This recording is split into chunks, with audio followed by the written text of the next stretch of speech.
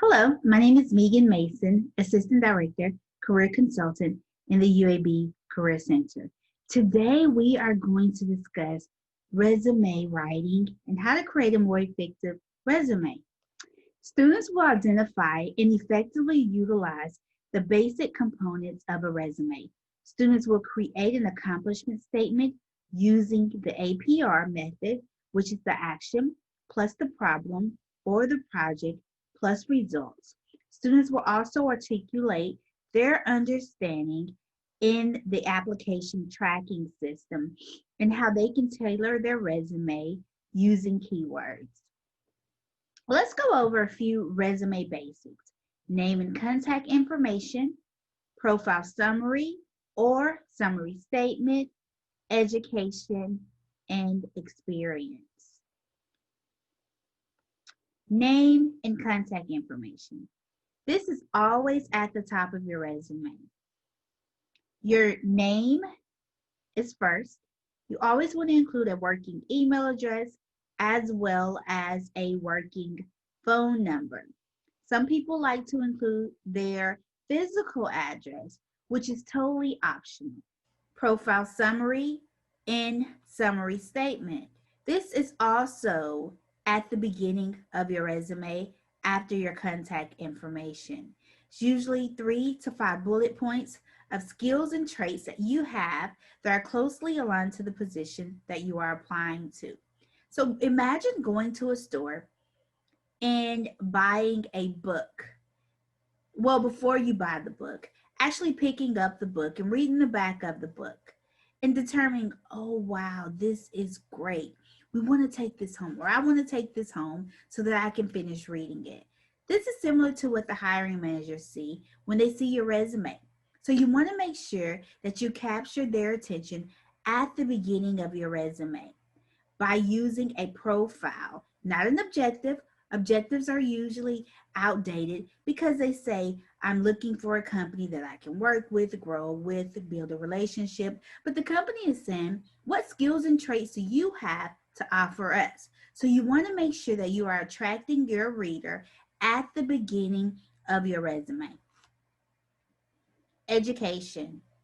Education should start with the most recent education first. So for example, if you are a student at UAB, University of Alabama at Birmingham, Alabama, also include your degree.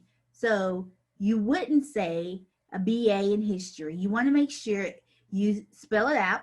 So it would be a Bachelor of Arts in History.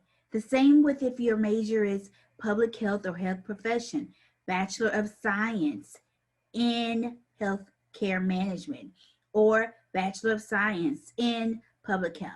And the reason for this is because of the applicant tracking system, which we will talk about shortly.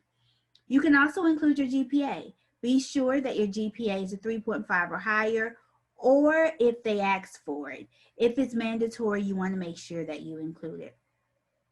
In this section, you can also include your minor or your concentration, as well as your expected graduation date or the date you graduated.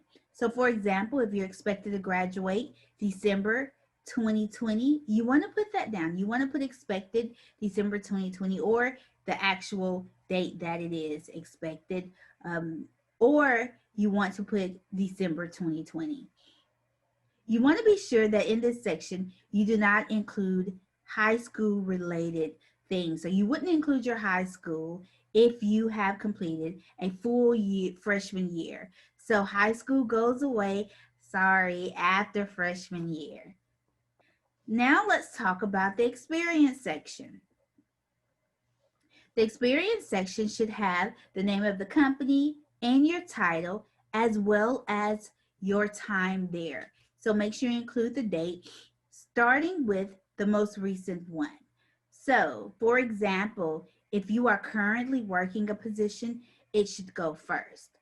And make sure that this is bullet point format, starting with an action verb word. Your action verb word should be present tense if you're currently there, and past tense which has ED on the end if you're no longer there. Remember that this section, your experience section, should also include any relevant experience that you may have. Just because you didn't get paid for it does not mean you can't market these things on your resume. So you could have, for example, volunteer experience. You can have research experience, classroom experience. You could even break your resume down and have what's called healthcare experience and only have healthcare related things listed there. You do not have to have every job you ever worked. So for example, if you worked at Forever 21 and then you worked at Ruby Tuesday, you do not have to list all of those jobs, but make sure the jobs that you are including are relevant positions. Let's go over the accomplishment statement. What is an accomplishment statement? Action plus problem or project equals results. Action, what did you do or what are you doing? Problem or project, what were or are the circumstances or situations or challenges? And then results, what results were accomplished and what happened because of your action? So always include an accomplishment statement. Recruiters and hiring managers want to see that you accomplished something while in the position. Let's talk a little bit about application tracking system.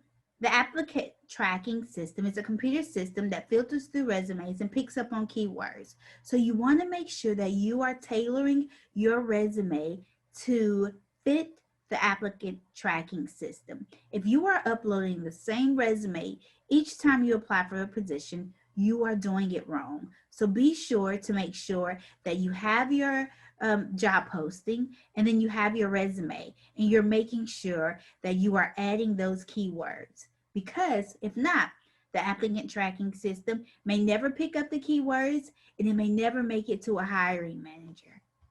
Let's talk about other resume tips. You should have a list of resume tips provided before the workshop. So there are a few things that you want to make sure. You want to make sure that you have someone proofread your resume. You can always stop by our office and we can go over it, or you can schedule an appointment by going to uab.joinhandshake.com. And there you'll be able to schedule a one-on-one appointment so we can discuss some of those things, such as how many pages should your resume be, or what font to use, what font size to use. Those things are important, but those things are also provided in your resume packet. You can also stop by our walk-in hours Monday through Friday from 9 to 4. The link is provided on the career website. These are other ways that you can contact our office. Thank you so much, and I look forward to working with you.